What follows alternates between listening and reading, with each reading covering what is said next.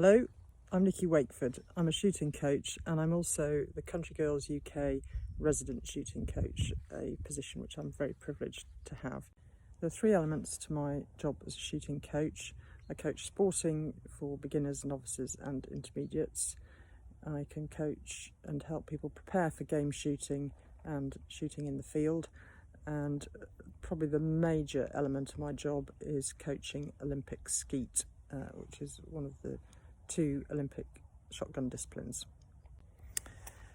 So when a new client comes to me, I like to try and get to know them a little bit and find out what their aspirations are for their shooting and how much shooting that they have already done, how experienced they are, and you need to find out if they're right-handed or left-hand, and you need to investigate their eye dominance, because this is a very crucial aspect of shooting shotguns and will determine how you proceed with their shooting and which shoulder they're going to shoot off and whether they're going to keep both eyes open or not.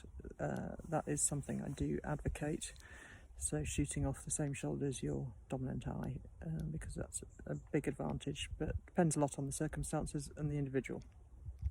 So once you've got all that sorted out and you get out onto the range, then I'm very much about getting the basics right, even with the more experienced shots, because some people do have some bad habits. So getting you standing right, foot position from legs, knees, upper body, neck, head position, gun position, then looking at pick-up points, hold points, kill points, all that sort of stuff, and then the gun mount, which is absolutely crucial, especially for Olympic skeet, but in any form of shooting.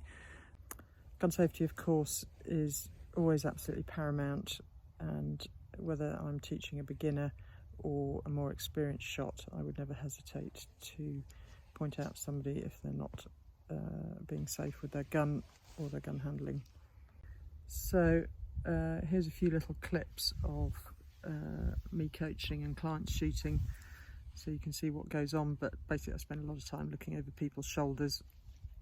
Things that I'm looking effectively where the barrels are in relation to the target, so I can see where they're missing the target, but also I need to spend a lot of time looking at the client themselves, how they're standing, moving, how the gun's been lifted and into the cheek and the shoulder, and the contact between the gun and the cheek, to understand why they might be missing. It's all very well knowing where they're missing, but you need to know why they're missing, and you can get more clues from looking at the client than from looking at the target.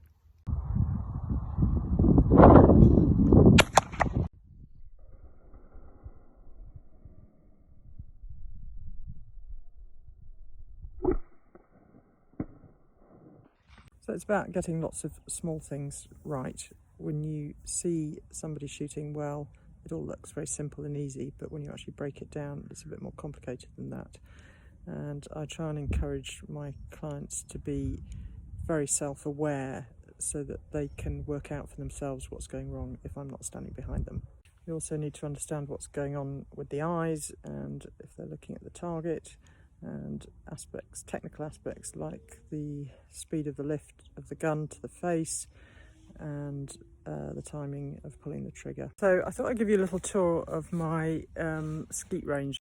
This is Station 1, the back to the high house, and this is the view out from Station 1, and that's a low house in the distance.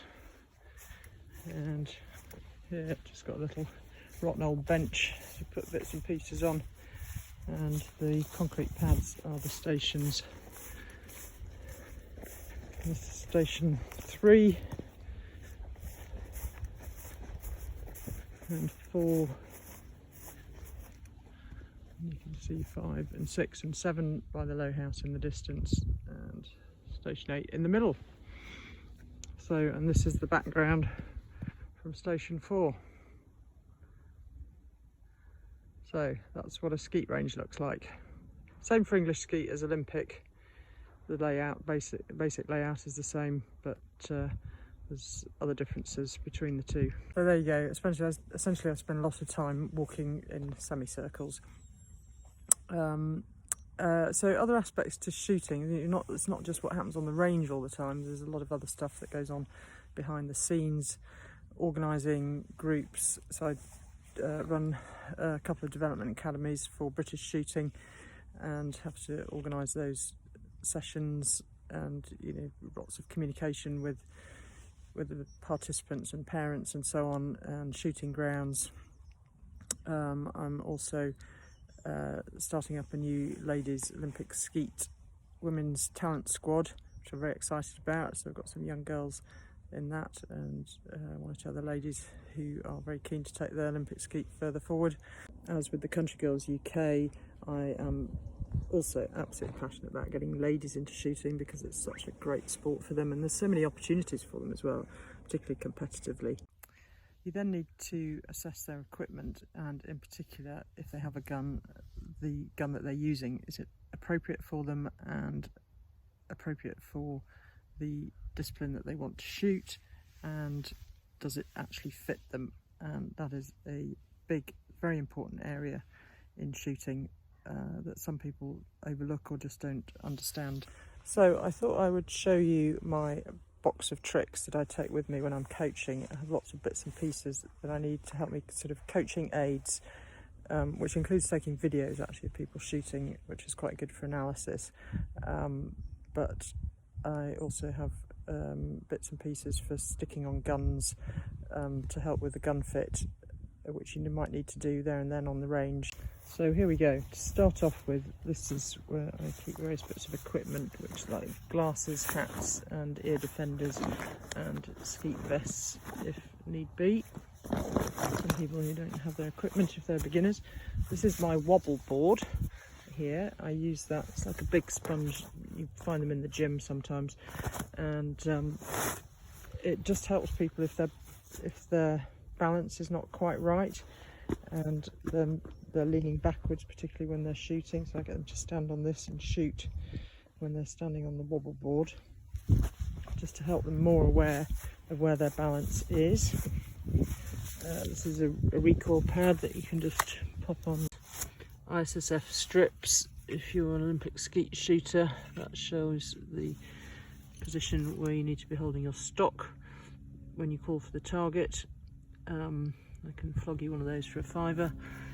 Loads of insulating tape to stick bits and pieces on guns and make bits of guns a bit smoother and easier to mount the gun. Comb razors. Actually prefer to use this sticky foam tape, it gives you a much better result for raising the comb than a comb razor, but I always carry both. Scissors, always handy. Stock extender or recoil pad, whatever you want to use that for, it does both jobs. These are cones I use on the range for hold points, kill points, reference points, which helps during coaching. These are lengtheners to a stock and a coaching gun that I use, so I can use them for different people of different sizes. Tape measure there, always handy, measuring the length of the stock or something. This is for measuring what chokes you've got. Screwdriver for taking butt pads off. Safety pins, always handy. So all sorts of stuff there which can help you out on the range get your client shooting with a gun that they can see over the top of, or can mount properly, etc. And hopefully it might be a bit crude, but get the best gun fit that you can at the time, because you've got to work with what you've got. And now, of course, there is a fourth element to my job, which is as the Country Girls UK resident shooting coach. And that so far has involved writing monthly blogs on interesting, I hope you find interesting shooting topics. I hope you found them helpful. And I have run a beginner's day in the Midlands, which we hope to do some more of those in the future.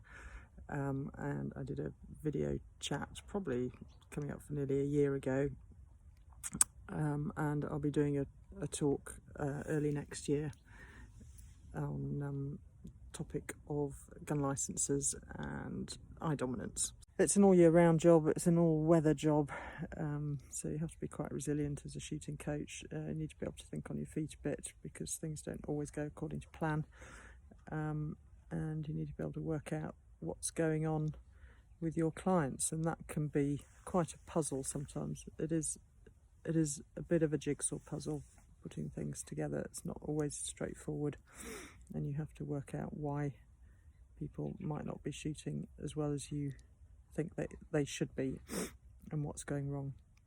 But that's all part of the fun. But the biggest thing is I want my clients to enjoy their shooting so that they come back and do some more. Thank you very much for listening. But I'm always available on the WhatsApp if you've got any questions about your shooting or your guns or your gun licences, etc. Always happy to help.